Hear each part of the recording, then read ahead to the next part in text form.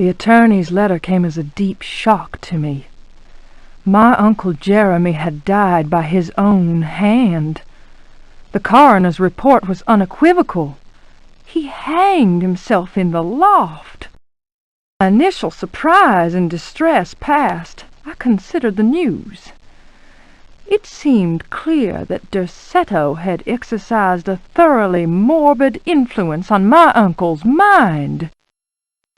That creaking old mansion with its unusual tales, its secret library door, the ancient upstairs clock, all those occult books that my uncle could not resist reading in spite of his fragile nerves.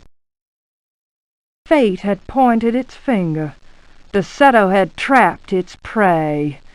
Mr. McCarthy, the family lawyer, suggested selling the old house. I immediately opposed the idea. My duty is clear.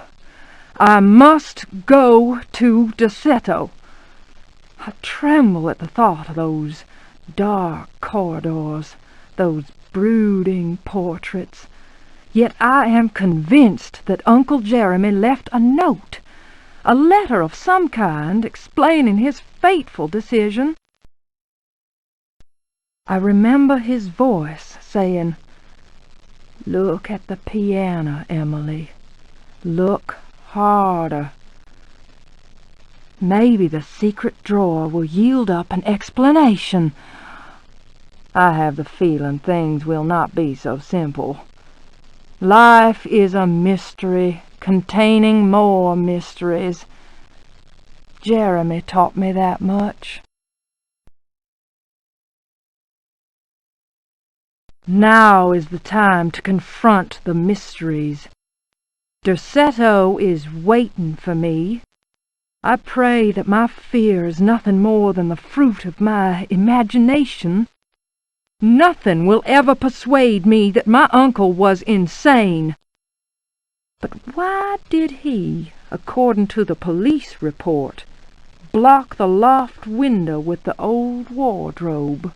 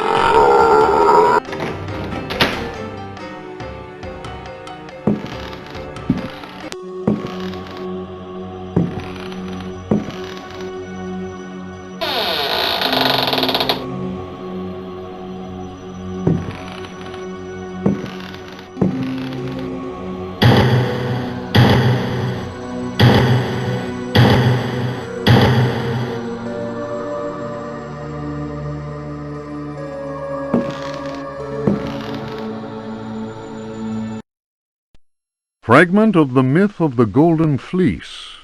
Translation Edouard de Villeban. Hesperides Publications. Then Perseus came across Ichthys, who had been turned into stone. He spoke to his companions and said, "Beware of the Medusa. He who looks into their eyes is doomed to the same fate as that which befell poor Ichthys, and will never more set eyes on Seriphos." "Must we go blindfolded?" asked Eumolpus. "Take up your bronze shields and polish them until they flash in the sun," answered Perseus. "Fill your hearts with courage. May Artemis guide us as though we were an arrow from her quiver." But Eumolpus was not satisfied. "Why do that, Perseus? Is 3 inches of sharpened metal not enough to destroy these accursed creatures?" Then Perseus drew his sword, which shone and glittered in the sun, and with it he dazzled Eumolpus. "Now what can you see?" the companions of Zeus' sons laughed. "Let us set to work, so that our shields may shine like mirrors."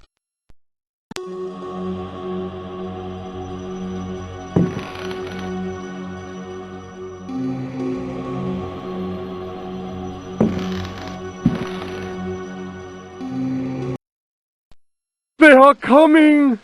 I have freed hellish forces, and now the price must be paid. Derceto is the prey of evil. The sun has set. They will find my body, but will not have my soul. I can imagine the master's fury and the terror in the hearts of his slaves. I hear their footsteps. Some may understand what I have done. May God forgive me. Farewell, Jeremy Hartwood.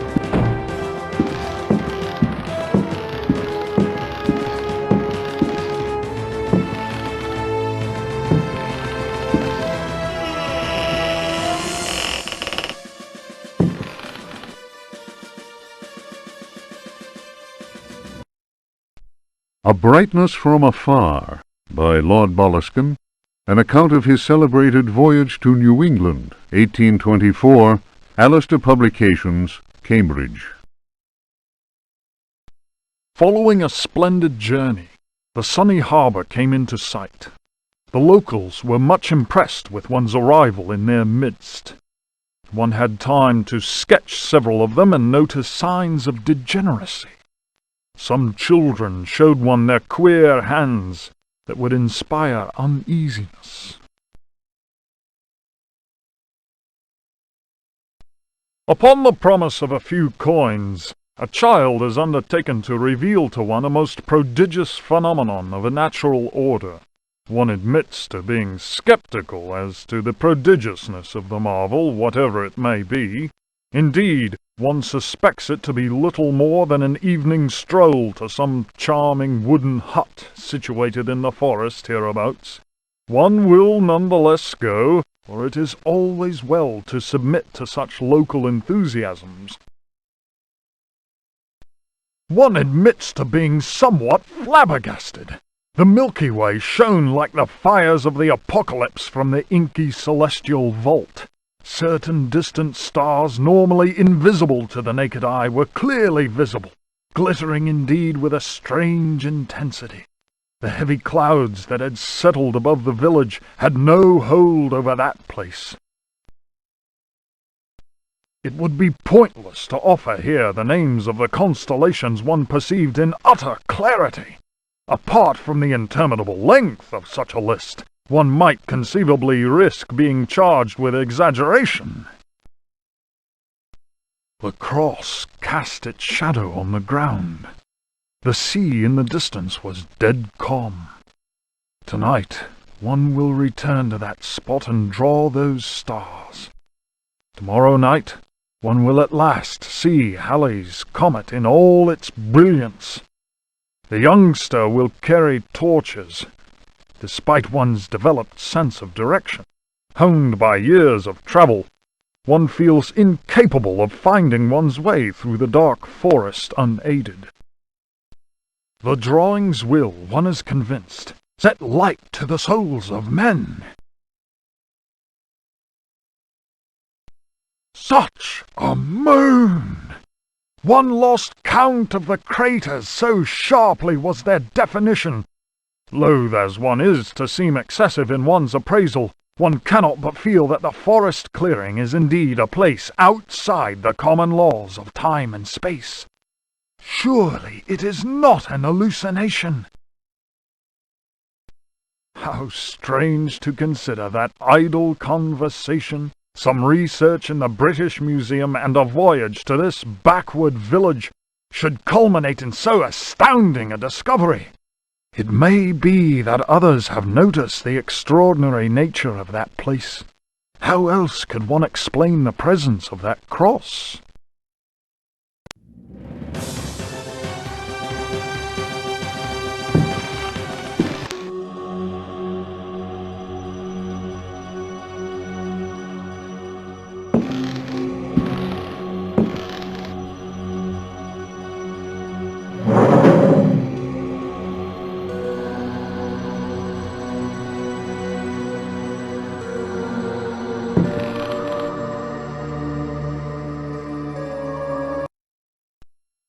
The Creatures of Night by Hubertus the Bald, translated from Latin by his brother in prayer, Fratre Johann Marcus.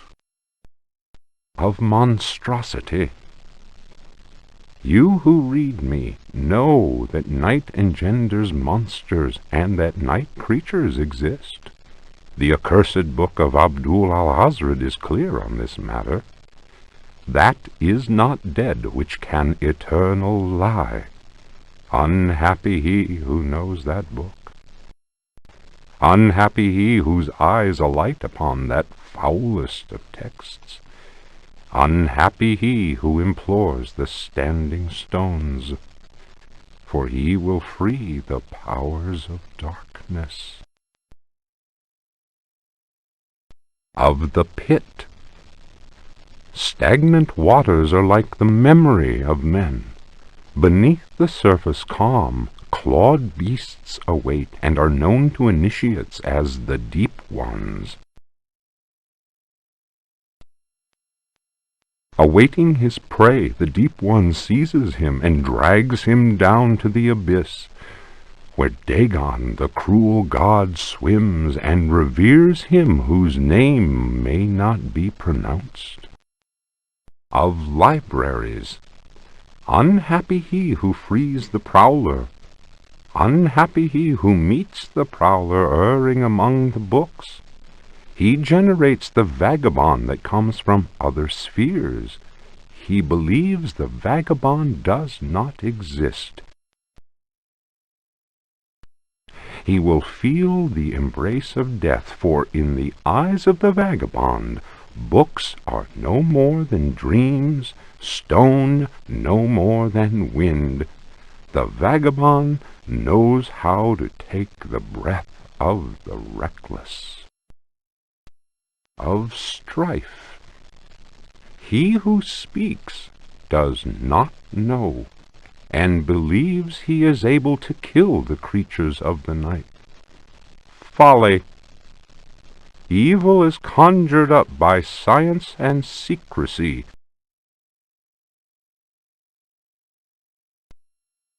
He who prowls among books will perish by the blade. He who flies in the dark caverns will scream in fear. He who swims in the depths will evaporate.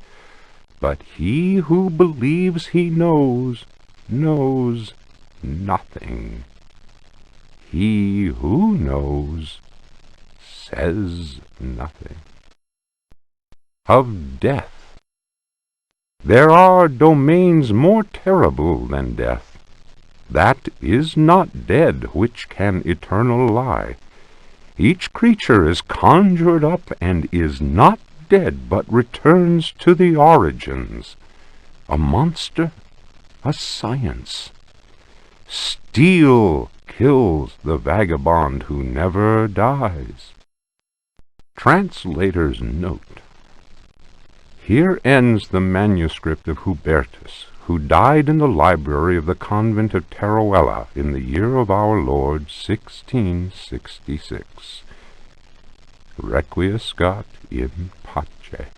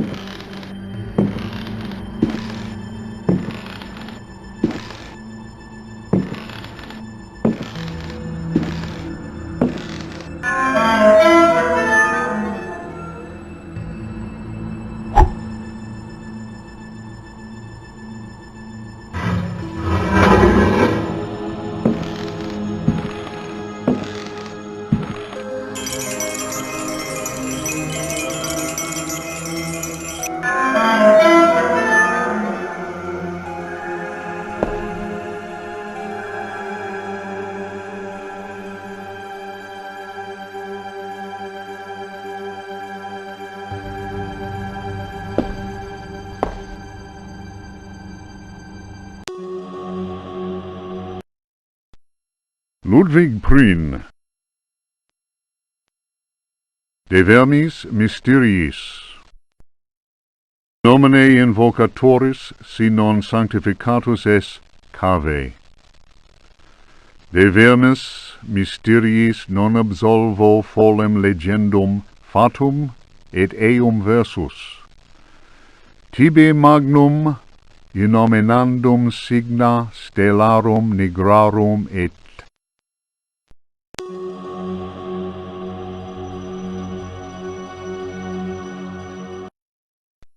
Juan Luis Jorge, De Biblioteca. Reflections on the power of the verb in certain texts. Archaeos Publications, 1919, Stafford. Translation does not alter the occult power contained within such forbidden texts. The malevolent energy is in no way diminished. The spell must be cast aloud and clearly, in certain languages or little-known dialects. Maglafar Fatang. The reader will understand that, in the light of these revelations, I would be foolhardy to continue quoting from the text I have before me. If spoken aloud in its entirety, it would surely awaken powerful and malignant forces. I will go further and say that simple reading of some of the more technical passages describing specific practices is in itself a perilous exercise. The ill-prepared reader can easily fall prey to attacks of demented hysteria, not unlike those described in cases of individuals said to be possessed by evil spirits. I recommend the study made by Zempf, Urbain, Grandier, and Loudon, and the reports made by the Reverend Richard Price concerning a number of astonishing, to say the least, exorcisms carried out in a parish near Providence. Given what I have written, we must be grateful to the librarians of the British Museum, who have never allowed consultation of the work of Al-Azif's startling work, the infamous Necronomicon. Copies of that work do exist, in spite of the zeal of book-burning inquisitors. For proof, we need look no further than the British Museum, of course, and the sealed archives of the Miskatonic University in Arkham. Other examples of books whose evil can be unleashed by any thoughtless reader are von Jutz's von Unersprechlichen Kulten and the abominable De Vermis Mysteries by Ludwig Prien, whose sordid death should be a lesson to all those tempted by a study of the occult.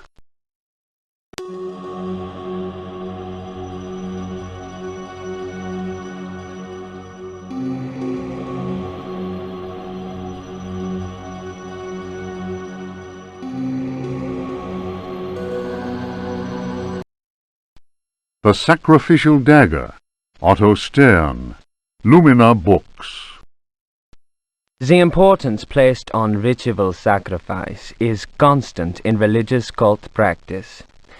Propitiating the gods is a theme common to many religions. The Old Testament affords many examples. Primitive polytheistic belief systems integrate sacrifice in their rituals as part of the recurrent process of reaffirmation and, naturally enough, group cohesion. The members of their social and religious community come together in an act of purification and atonement. It would be erroneous to imagine the act of human sacrifice, linking priest, offering, and God, C.F. Manzetti, stone cults, as anything less than a vital focusing of the group's faith. The act also ensures the continuing appeasement of the god, but only if practiced by a recognized officiating priest using the appropriate instrument. Studies made concerning primitive religious groups bear witness to the central role of sacrifice in living ritual. My own work in the field of ethnopsychology brought me into contact with a sorcerer living in the region of Arkham. He introduced me to the rite of steel, linked to a ceremony known as adoring the black goat of the woods with 1,000 youngs. The god, being adored, is known as the vagabond. Here, the dagger's role, which allows the life breath to pass from one dimension to another, is essential. The vagabond is a frightening figure, being able to move where he wants and to kill those who have displeased the goat god, for whom he acts as a go-between. The goat is clearly a fertility god. The priest, having spoken the invocation, must choose the appropriate dagger for the sacrifice. The knife with a sinusoidal blade that must be dipped 7 times, on night when the moon is full, in water that has been distilled 100 times, will be laid aside, since it would send the vagabond back into his own dimension. See illustration. The priest will rather choose the dagger with a curved blade. That is more appropriate for slitting of the lamb's throat. This act transfigures the sorcerer priest and plunges the assembled worshippers into a divine trance.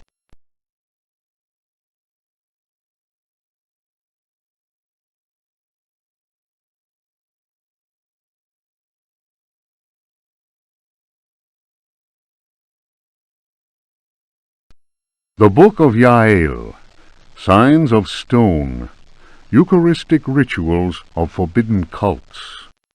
Texts collated by Monsignor Vacher, legate in the Curia of the Vatican. Numerous devilish cults speak of monstrous creatures called the Old Ones. These supernatural beings are believed to be possessed of powers equivalent to those of the gods of antique religions.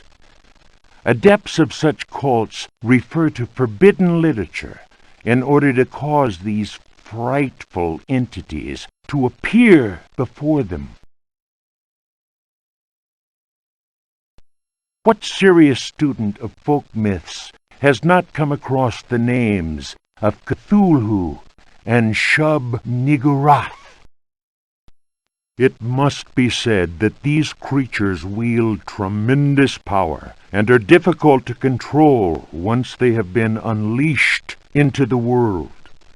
Those who serve He Who Goes in Shadows protect themselves with signs of stone, carved into the walls of houses or engraved on various objects. For those misguided servants of evil, the best protection appears to be that afforded by the sign of the most ancient gods, engraved in Manar stone, a heavy material said to be disagreeable to the touch. The sinful practices of those who fall into such errors can only lead to the darkest of despair, and are a mortal danger to the soul. Such monsters as those invoked by these foolhardy individuals are engendered when reason drops its guard. Man is easily tempted into perversion. It is why we must forever remain alert and renounce Satan with each breath we take. His ways are infinite in number.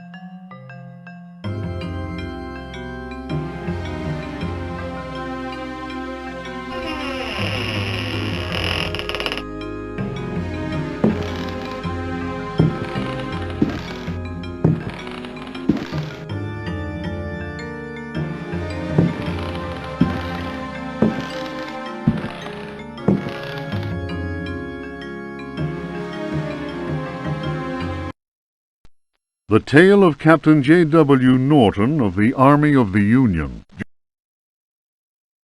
1862.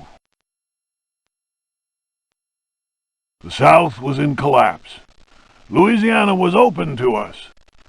I had each day to requisition victuals for our troops, and was aided in this endeavor by a score of brave men. Rebels were not yet ready to lay down their arms. The region was far from safe. I headed further and further west, and questioned many freed slaves.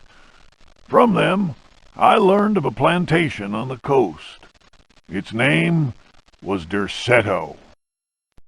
We received a less than hearty welcome. Only Pickford, the owner, behaved in a friendly manner. While my men counted cattle and grain reserves, I learned what I could from him. Man was most unusual and possessed an extraordinarily cultured mind. At nightfall, I gave orders for the men to bivouac at Derceto.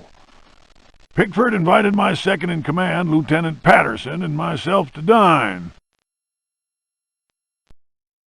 And our host proved a most entertaining conversationalist.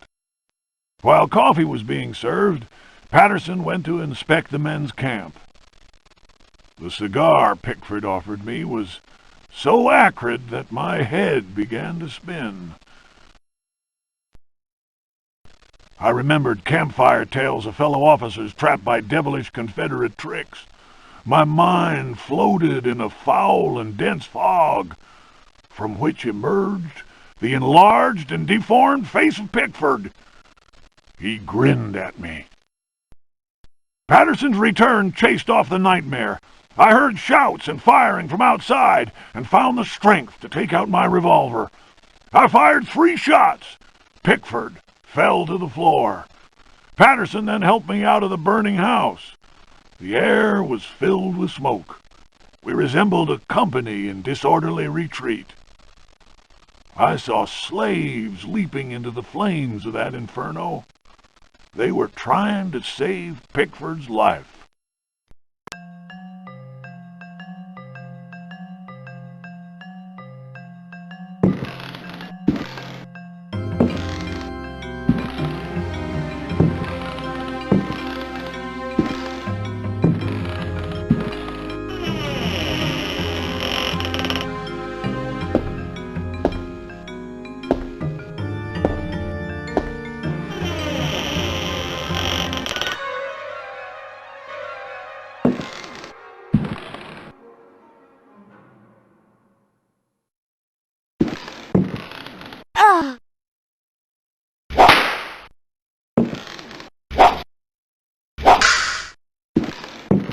Oh!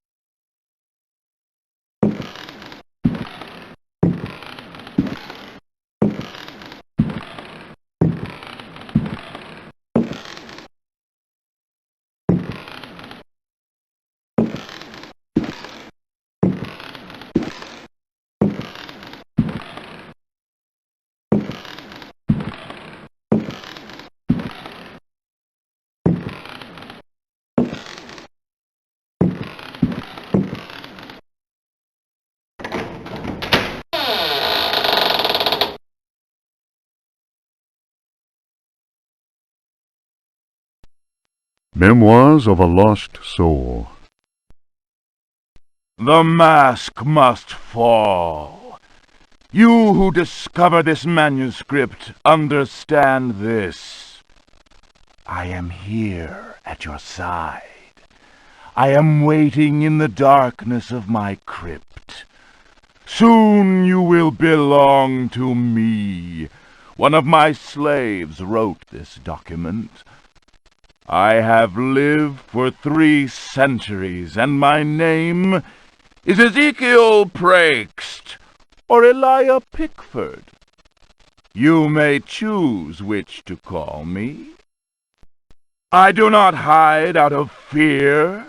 My power is immense. I have sailed the 7 seas. My ship The Astarte spread terror through all the continents. The corsairs judged me like the Welsh judges of 1620, but they could not destroy me, and neither could the pirates. Now I am immobilized. Damned Yankees! Witchcraft, voodoo, and the Cthulhu cult. I know them all. I have reigned and implored the stones. Only the Catonian haunts the cavern and resists me, but he dare not attack.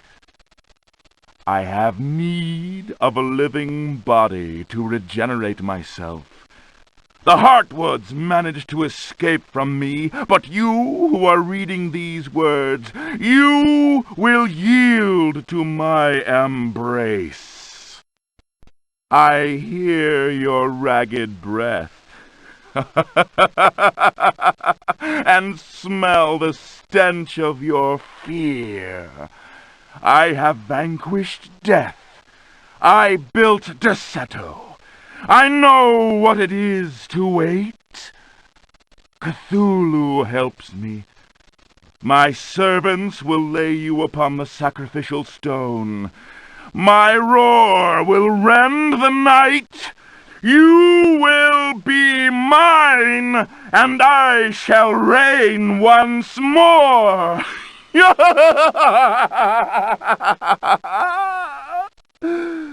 Come to me.